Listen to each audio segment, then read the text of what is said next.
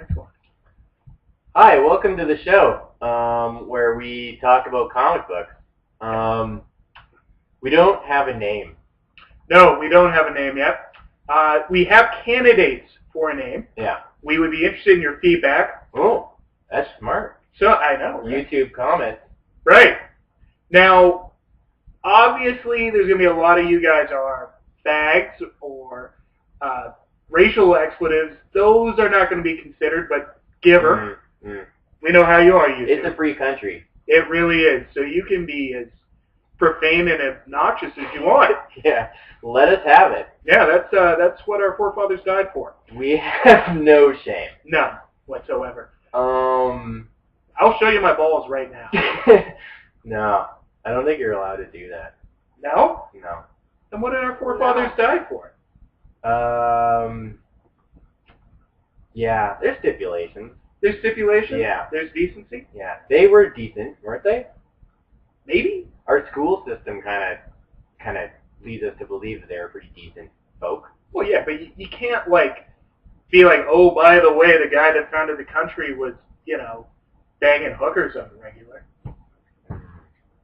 Were hookers around back then? Like all women were pretty much considered just hookers. I don't know about that, but it's called the world's oldest profession for a reason.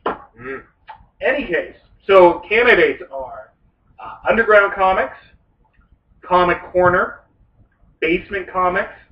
Oh. Live from Dan's mom's basement. I like Comic Comrades.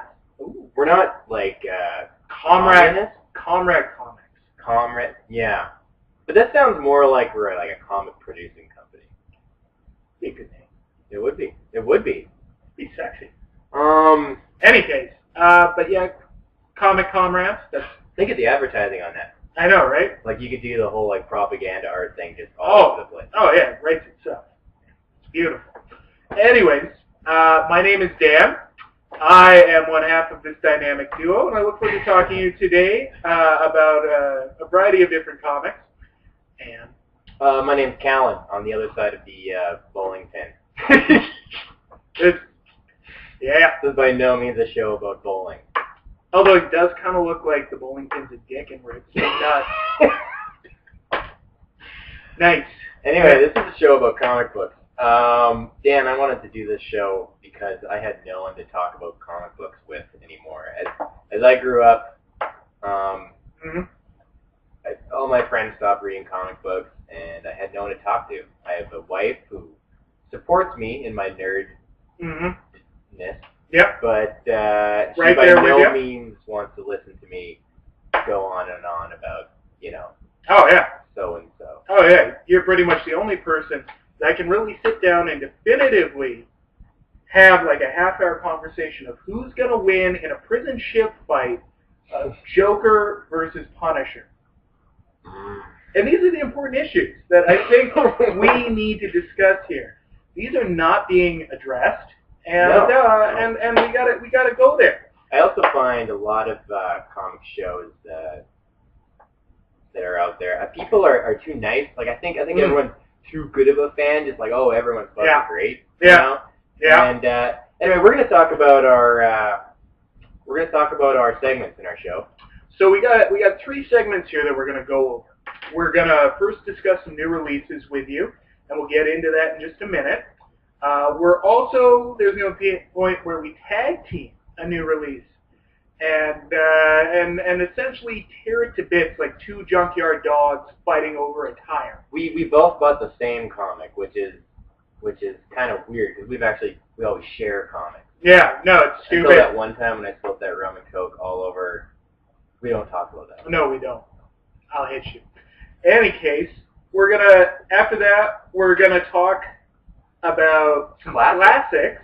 Some classics that we'd like to go over, or what we consider classics. It's really just our opinion. There's nobody vetting us. We call that section of the show the Classic Corner. Classic Corner. And finally, what motivates art better than group shaming? And this is time for shame on you. When we are just going to pick a total piece of shit. Like, why? Why? We ask the question, why? It's like your mother should have swallowed you. was just terrible. But we'll get to that. Right now, it's new releases. And today, guys, I got a couple things I want to talk to you about. But first, I want to talk to you about Deceivers. Deceivers, which is written by Stephen Grant, and I believe the art is by Jose Holder. So, where to begin? I think Jose Holder was holding on to his talent a little bit too much. A little bit. You know, the sad thing is, one of the most frustrating things for me when I read a comic is when I can see potential. And I can see that here. There's potential for very good artwork here. But as we go on, it just gets sloppier and sloppier and sloppier. And what it looks like to me is this gentleman, these guys were on a deadline of some sort, or maybe their heart just wasn't in it, and they're getting it out at the end. And what this comes off as is as a contrived Ocean's 11 ripoff. Because there's not enough. There's not enough. There's not enough things about super slick scam artists. And don't get me wrong. I love crime comics. I love crime fiction. I'm all about that. I am all about that. But Deceivers just fails miserably in this respect. Terrible. Does it fail because it's something you've seen already and... Yeah. Okay. All right. You want me to break it down for you? That's what we're here for. Okay. It fails because it's a contrived concept that's been used over and over again. It's failed because the artwork, while talented, don't get me wrong, I no disrespect to the guy, he's obviously talented, but it doesn't appear like his heart is in it. It looks like this is something you're doing for money. This is the artist? It's the artist. It's the artist. The writer, I gotta be honest with you, I'm not a fan of. You know, there's better ways to do this, and there's ways you could have made this more interesting, and I mean, if you're like at your buddy's house, and you need something to read while you're taking a dump, and it's there, and your options are like Sewing Monthly and Reader's Digest, give it a whirl. But it's just otherwise, don't waste your money on this. That's all I gotta say. Are you gonna read the next issue? Hell no, absolutely not. Our dictionaries are tumbling. Excellent. Well, I'm sorry to hear that. It's yeah, that was $2 I could have spent on a coffee. Coffee. Coffee, I love it. So yeah, well, that's just a bummer to see artist that isn't an artist that isn't taking himself and his talent seriously. Like look at this. Like this frame, this is good, right? This is cool. This is cool. This is kind of interesting pencil stuff, right? He's got It gets a little interesting. But then we get to the action sequences, and it's all blurred out, and like there's no definition in the eyes. He's copping out, and he's just getting her done. And you know, maybe he had too much. Like, you know, he's a human being. You know, we all suck sometimes. You know. Yep, for sure. Happens to all of us. But yeah, like from what I'm seeing here, it's, you know, you work your life to become a comic book artist. Hopefully, a lot of us, me myself, have tried my whole life to become a comic book artist. It's hard. Very hard, and you got to be good. Yep, you got. You can't just hack that shit. And then this guy, he's got his opportunity, and he's just putting out this product that, like, look at it. It looks like a Disney comic or something. Yeah, it's just like, how are you supposed to be serious and suave? Like, give me a break here. Yeah, it's lackluster. I'm gonna. You can give that a thumbs down. I give that a thumbs down. I'm going to talk about a new comic, you know, and I didn't do my research again on the creator, but it's a single creator, single artist creator guy. This guy's making and doing what he loves. This is called Multiple Warheads. Very colorful. This thing jumped right off the shelf, right into my heart, because it is so colorful, and it's just kind of got this scantily clad young woman on the front, and she's all covered in weird kind of scientific-looking apparatus. It's exciting. It makes you want to open it up and read it and see what's going on. Okay. And after you opened it up and you saw what's going on, what's your impressions of it? Well, I'm going to read an excerpt here that I think really sums up the comic. A couple of years ago, I smuggled a wolf stick and sewed it onto him for his B-Day. With the wolf stick as part of him, the wolf became part of him. So she's not talking about returning that wolf stick to a wolf. She's talking about sewing a wolf stick onto him. She sewed a wolf stick onto this guy, and he slowly became a wolf. Yeah. So he was cool with that. I'm not going to spoil this comic, partly because if anyone has read this, that they can just get back to me and tell me what the fuck was going on. I'd be greatly appreciated. The story was it's non-present. It's a rush job. I think what this guy's doing is he's drawing what he loves. Mm-hmm. He's having a lot of fun with it, and it really shows. It's a super fun comic to read. The characters are cute. So it's almost the art for the art's sake? It's the art for the art's sake. The story has the potential to be frickin' cool, but to what he's doing here, like just the obscurity of it all. Yeah. You gotta be Kurt Vonnegut to fit this all together. I think he would do really well with a writer. Mm-hmm. If he hired or worked with a writer, a friend of his or something who was better at it than he is. Mm-hmm. He's an artist. He's good. He's got a good idea for a comic. The story is there, but you need someone to pull it off. So it's an engaging read, but it needs a little bit of polish. Is essentially what you're saying? For writing. Right. Yeah. I love how it's black and white. That always gets me up. It's very raw. It's a very raw comic. There's a lot of nudity. It's almost pornographic. It's almost pornographic. You got assholes. Yeah, you definitely got buttholes. And you got some woman parts. But it's exciting. It's a fun read. I would pick it up. You pay money for it? Yeah. What did I pay for this? I paid. We're up here in Canada. I paid. Doesn't even have a price on the back. I think I paid like $4, maybe $5 for this. And it's a thick read. Okay. And you know what? I'm going to pick up the next one. Okay. To see where this goes. But if the story doesn't take me anywhere next issue, you're just looking at cool artwork, and you only need really one issue for that. And lady bits. And there's some lady bits and some boobies. So if you're into that sort of thing, it's cool. It's very pulp. Don't forget the lady bits and the buttons. It's fun. There's a butthole in there. Yeah. How can you see those? I would give this 1 thumbs up out of I got 2 thumbs, so I'm gonna give it 1 of those thumbs. Oh, okay. All right. Well, I just want to mention the creator's name, Brandon Graham. I don't know if he's new or not, but if you're watching this, I enjoyed it. Cool. Now it's time for Tag Team. Oh. All right. So today we are double teaming East of West, which is by Hickman, Dragata, and Martin. If we look inside here, it's produced by Image. Issues go for about $3.50 a pop.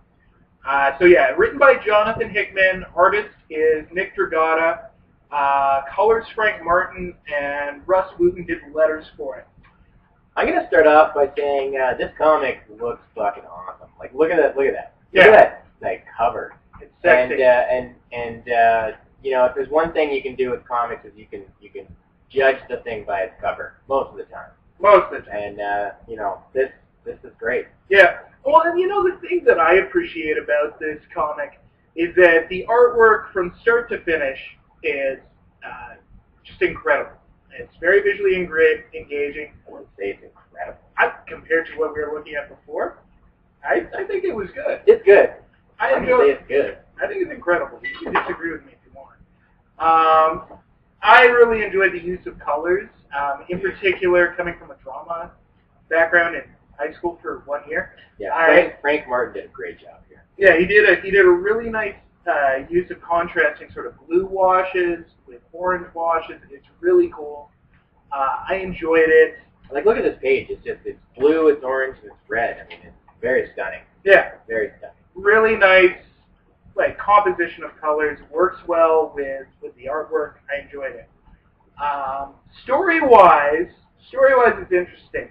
I guess to summarize it without giving it away, it's kind of a It's basically a post-apocalyptic Western set in an alternate future reality. Sci-fi. Very scientific. Very sci-fi. Very sci-fi. Very reminiscent in some ways. Some of the characters, elements of Preacher, for sure. I would say there are elements of Preacher in there. What else? I'm missing something. Ronin. Definitely Ronin. Definitely Frank Miller's Ronin. Particularly with kind of sort of the mixture of cyber world with magic, with mythology. You get a little bit of everything, really. Yeah, you do have a little bit of magic and mythology in there. You're right. Yeah, it's all over the place, and it's really, this is what comics are for, and this is what comics are selling. It's just kind of, you can go anywhere with it. Yeah, fantastic. Yeah, it's a good package. If I had to put maybe a critique of it, is that from a writer's perspective, the characters, particularly the main character, is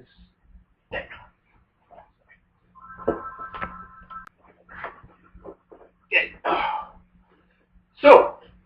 If there's one critique I could have of East of West, from a writer's perspective, it's that the archetype that's used for the main characters are a little played out. There are things that have been used before, particularly the idea of there being sort of an invincible warrior character that's hell-bent on vengeance. This has been used quite a bit, both in film, in television, and particularly in comics. There's a number of comics that utilize this. It's cool. Don't get me. You kind of got the Superman thing going on where it's like, oh, hey, this guy can't be hurt. Yeah. Great. Which hopefully will lead to some epic battles that are going to be just insane. And I would like to take off from there because I agree. I think this comic is full of what could be amazing, insane, gory, epic, badass battles. Totally, right? And the battles in this first issue, anyway, are just like, what just happened? Yeah, there's a lot of not actual action in what's going on, and what's interesting is it's kind of a takeaway from sort of early samurai or Western movies where you have this badass character. He walks into town, he takes care of business, and it just happens so fast that you don't even really realize what's going on. Yeah. There's just, like you said, there's no action. I mean, yeah, you have this one part where the two characters take out 27, military guys, and it all happens in the background with absolutely nothing, just some blood splatters in the background. And I would like to see what just happened with those guys. I would definitely like to see them getting their asses because these superhuman guys are so badass, they destroyed 27 people in the blink of an eye. Can I still just see that blink of an eye of action? Why does it have to be oh yeah, they're dead? And that's something you can actually dedicate a whole page to. If you put one extra page there where you're just showing the action going on, and there's a number of artists that have been able to do this successfully. I think Batman Hush. You got characters falling from the roof, and when they land, they roll, and he's showing the whole roll motion in one panel. Yeah. No, to play devil's advocate here, for artists to be able to draw something in mid-motion is difficult, and it takes a lot of study and a lot of time. What are you doing in comics if you're not trying? I don't want to. Oh, it's too hard. Too hard. That's your fucking job. Hey, it's not like you work very hard. Yeah, that's true. What you're saying is you can push it to the limit. There's a song in there, isn't there? There is. Who wrote that song? What is that song? That's from Scarface. Push it to the limit? Yeah. Push it to the limit. Walk along the razor's edge.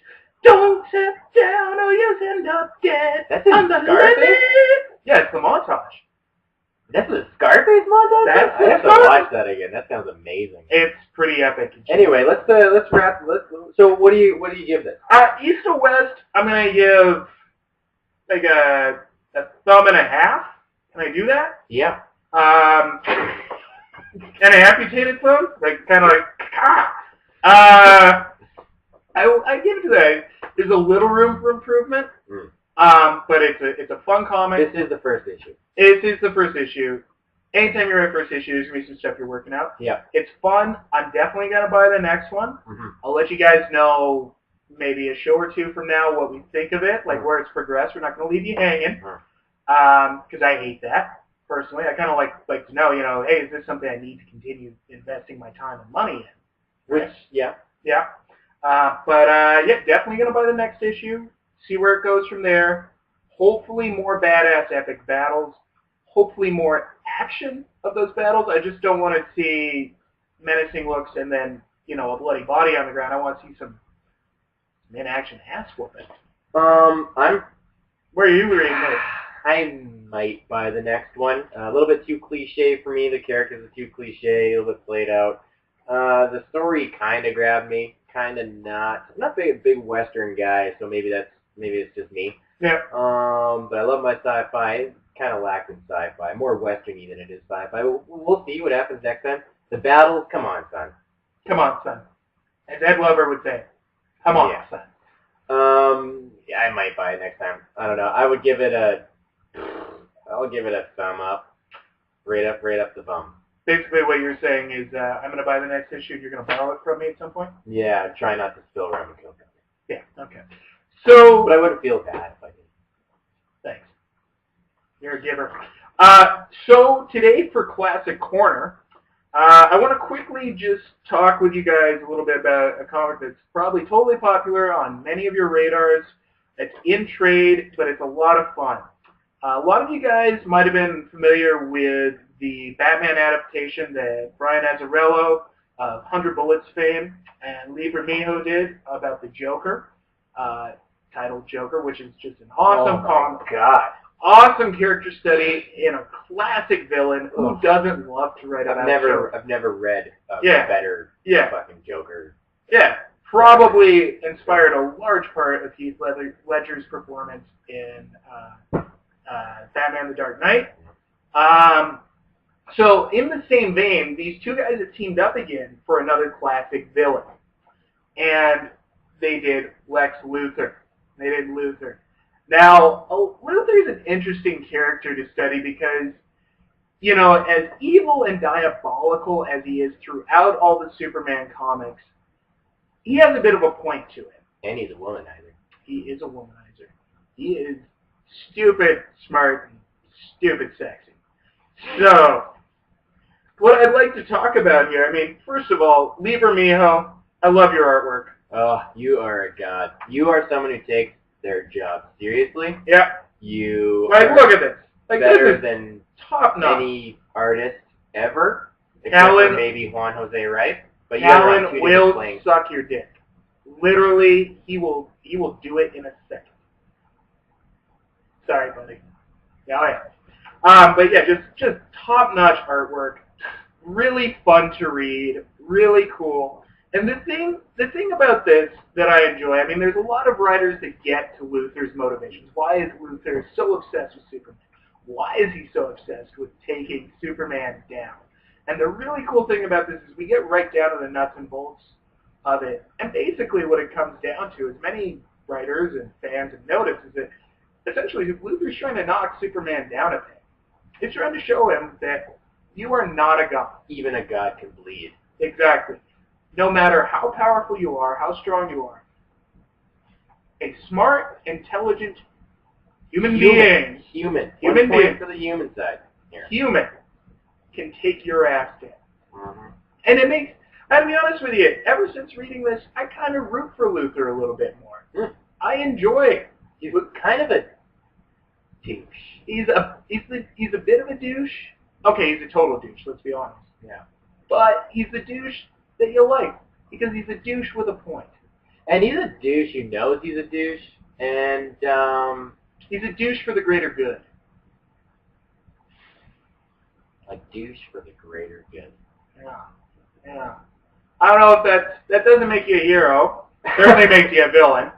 But I get the point. Because if you think about it, like if you actually saw Superman flying around your town, that'd freak you out, wouldn't it? I think there's a lot of people who would go Luthor on his ass. Yeah, totally. I don't think everyone would be really accepting. No, I think that. I think there would be kind of like a mass fear reaction, really, kind of a panic. And what I enjoy about Luthor is how calculating he is. And what I enjoy the most about this is that it doesn't necessarily try to humanize Luthor to the point where you feel sorry for him, but it makes you respect him. And there's nothing better about a villain than when you have respect for them. You know, this is the same thing with Joker, right? Yeah. It's great. I mean, he's taking these evil characters who seem insane and shows you that there's another side of them. It's not just crazy, I'm a bad guy and that's the only thing that I am and that's just the way it is. Yeah. They explore it. That's cool. Yeah. I have not read that. Yep. You want to borrow? Yes. Okay, we can do that. So yeah, definitely, if you're at your local store and you want a new trade and you've read Joker, you liked it, pick up Luthor. It's fun. It's fun. Check it out.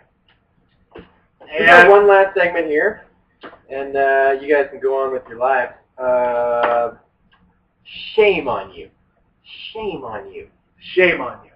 I spent money on this just so that I could take it here today and just shit all over it. Today's shame on you. Oh, Dark Cybertron, Transformers, robots in disguise. So why are we shaming this guy? Where do we start? Well, you know, a lot of the Transformers series are just fucking terrible. They're played out. They're awful. But let's start off with the artwork here. What's going on here? Let me see. We have Galvatron just boning his like shockwaves like right up there. Like you can see. I'll show it again. So like obviously whoever's drawing this has no idea what they're doing. You're just throwing in these Transformers at just bizarre angles all over the place, and you don't even know what's going on. The action is just ludicrous. It's absolutely ludicrous. Like, so there's not like a real like flow to it, eh? There is absolutely no flow to this comic. And when there is a fight scene or a battle scene, it's just explosions everywhere, and then you'll see a Transformer somewhere.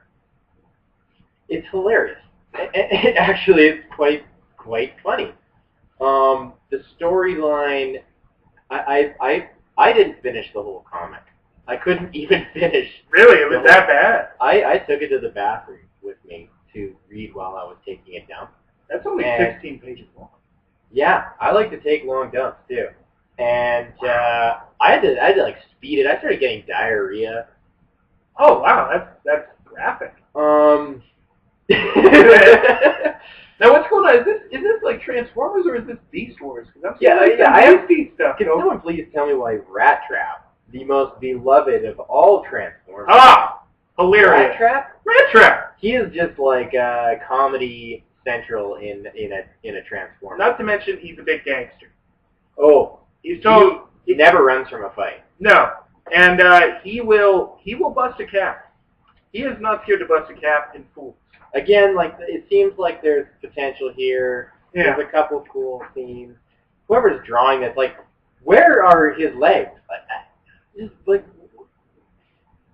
who are these flying guys? Are they like picking lights off of him? Are they kind of like the? Just the poses are ridiculous. The fight scenes are ridiculous. I mean, I didn't expect much from the story and from the banter. You know, they're Transformers. It's just stupid robot banter. Pretty much all you have to do when you write a Transformers comic, in order for it to be successful, you have to have at least one swear. Yeah, that's true. Like crap. Yeah. Oh my god, you said crap. Yeah, it's like you know, why 7 swears, right? But you gotta have badass battles. You gotta have kick-ass fights. That is your one job. You had one job. One job. Transformers also inherently look cool. They look totally. And why you can't draw them looking cool? Like you don't even have to try really. You just can draw them and they look cool. But whoever's doing this, You make them shiny. like, the poses are terrible. No, don't make them shiny. Make them all dented up and badass, like Jay Lee and G.I. Joe Transformer mashup. You don't like them shiny? They can be shiny. Oh, like What about lots of weapons? Like weapons hanging everywhere. Just come on. Like I'm losing my words. I don't even know where to go with this. So shame on you. I didn't expect much. I know it's like a kids thing, the kids comics, but like how many people are buying these? Like other than me, like who bought this issue, and who's collecting these Dark Cybertron? Nobody. Like really? Nobody. And so just stop. Just stop with the Transformers. Unless you're gonna do it good. Yeah. Like don't just pump out shit. You know what this is? This is pollution, and Yep. this is a comic book shop's dead weight. Litter. You're littering. Yeah. That's what you're doing. You're taking up space a better comic could have had.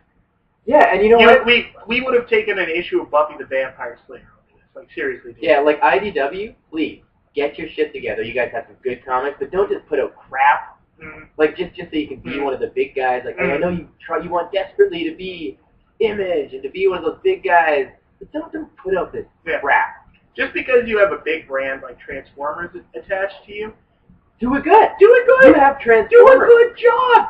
You have fucking Transformers. You have Transformers. That's a money. Classic. So, and for you artists and writers, like whoever wrote this, like who did perpetrate this? John Barber, the writer. And James Roberts. And James Roberts, yeah. And the art by Robert Gill and Livid Ramondelli. Shat this out. And livid. You make me livid with your artwork. You guys have the career so many people want, and this is what you're doing with it. It's shame on you. Shame on you. Shame on you. So I guess that'll be it for today's show. Thank you for watching. Please tune in for more. And don't forget to send us your comments, your suggestions, any ideas for names, or hilarious obscenities. Yeah, we'll see you next time. Bye.